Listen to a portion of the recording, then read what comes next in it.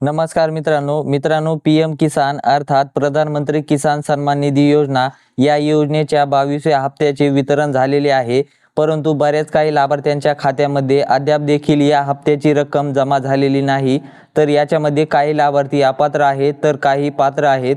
त्याचबरोबर लाभार्थ्यांच्या वितरणाची प्रक्रिया सध्या सुरू आहे। मग आपला हप्ता येणार का, आपण पात्र आहोत का अपात्र आहोत, हे नेमकं कसं चेक करायचं हेच आजच्या या व्हिडिओच्या माध्यमातून आपण पाहणार आहोत। त्यासाठी व्हिडिओ शेवटपर्यंत पहा। चला तर मग व्हिडिओ सुरू करूया। मित्रांनो, याच्यासाठी काय करायचंय तर तुम्हाला एक ॲप्लिकेशन इन्स्टॉल करायचंय। तुमच्या मोबाईल मधील प्ले स्टोर ओपन करून वरती सर्च करायचंय पीएम किसान। पाहू शकता या ठिकाणी पीएम किसान या नावाने ॲप पाहायला मिळेल। ही ॲप तुम्हाला डाउनलोड करायची आहे। डाउनलोड झाल्यानंतर ओपन करा। ओपन केल्यानंतर आपल्याला इथे परमिशन द्यायची आहे, अलो करायचे। त्यानंतर ॲपची भाषा निवडायची आहे, हिंदी इंग्लिश। तर मी इथे इंग्लिश सिलेक्ट करतोय आणि इथे सबमिट ऑप्शन आहे, यावरती क्लिक करायचे। क्लिक केल्यानंतर एक पॉपअप येईल, इथे ओके वर क्लिक करायचे। क्लिक केल्यानंतर अशा पद्धतीने 3 ऑप्शन पाहायला मिळतील, new farmer registration, update mobile number आणि लॉग इन। तर आता यामध्ये आपल्याला लॉग इन करायचंय। त्यासाठी लॉग इन हा ऑप्शन आहे, यावरती क्लिक करायचे। त्यानंतर लॉग इन टाईप यामध्ये बेनिफिशियरी हा ऑप्शन निवडायचा आहे। त्यानंतर खाली रजिस्ट्रेशन आयडी आणि आधार नंबर असे 2 ऑप्शन दिसतील।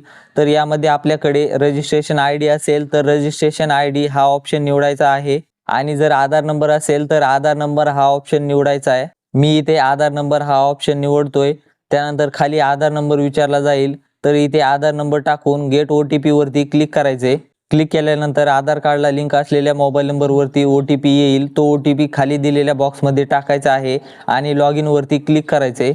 त्यानंतर आपल्याला इथे 6 अंकी एमपिन सेट करायचा आहे। कोणताही 6 अंकी एमपिन ठेवू शकता, जसा की 1 2 3 4 5 6 किंवा जो काही आपल्याला ठेवायचा असेल तो एमपिन या दोन्ही बॉक्समध्ये टाकायचा आहे आणि सबमिट ऑप्शन आहे, यावरती क्लिक करायचे। क्लिक केल्यानंतर आपल्याला एमपिन सक्सेसफुल सेट होईल, ओके वर क्लिक करा।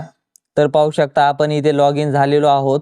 तर आता या ठिकाणी 1 नंबरला डॅशबोर्ड हा ऑप्शन पाहायला मिळेल, तर या डॅशबोर्ड ऑप्शन वरती क्लिक करायचे। क्लिक केल्यानंतर या ठिकाणी लाभार्थ्याचे नाव, मोबाईल नंबर, रजिस्ट्रेशन आयडी, पत्ता आणि खाली KYC स्टेटस अशी सर्व माहिती दाखवली जाईल। तर इथे बेनिफिशियरी स्टेटस हा ऑप्शन आहे, यावरती आपल्याला क्लिक करायचे। त्यानंतर इथे हप्त्याप्रमाणे 1 ते 22 पर्यंतचे सर्व हप्ते दाखवले जातील। आता काही लाभार्थ्यांनी उशिरा रजिस्ट्रेशन केलेला असेल तर रजिस्ट्रेशन केलेल्याच्या नंतरचे हप्ते दाखवले जातील आणि आता जो काही हप्ता आलेला आहे 22वा हप्ता, हा या लाभार्थ्याचा 21वा हप्ता आहे।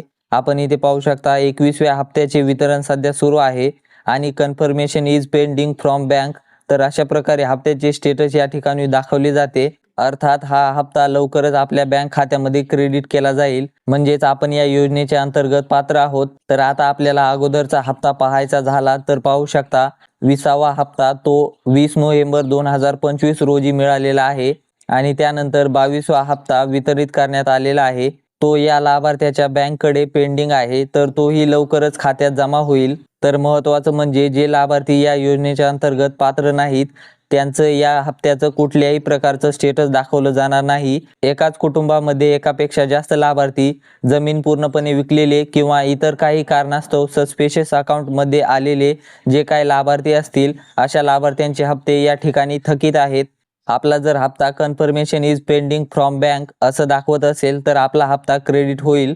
यासाठी एक वेळेस बँककडे सुद्धा संपर्क करू शकता किंवा ऑटोमॅटिक आपल्या बँक खात्यामध्ये क्रेडिट होणार आहे। तर अशा प्रकारे आपल्या बँक खात्यामध्ये हा हप्ता वितरित होणार का, आपण पीएम किसान मध्ये पात्र आहोत का, हे अगदी सोप्या पद्धतीने चेक करू शकता। महत्त्वपूर्ण हा व्हिडिओ होता, सर्वांना शेअर करा आणि ऑनलाईन मराठी या चॅनेलला सबस्क्राईब करायला विसरू नका। धन्यवाद।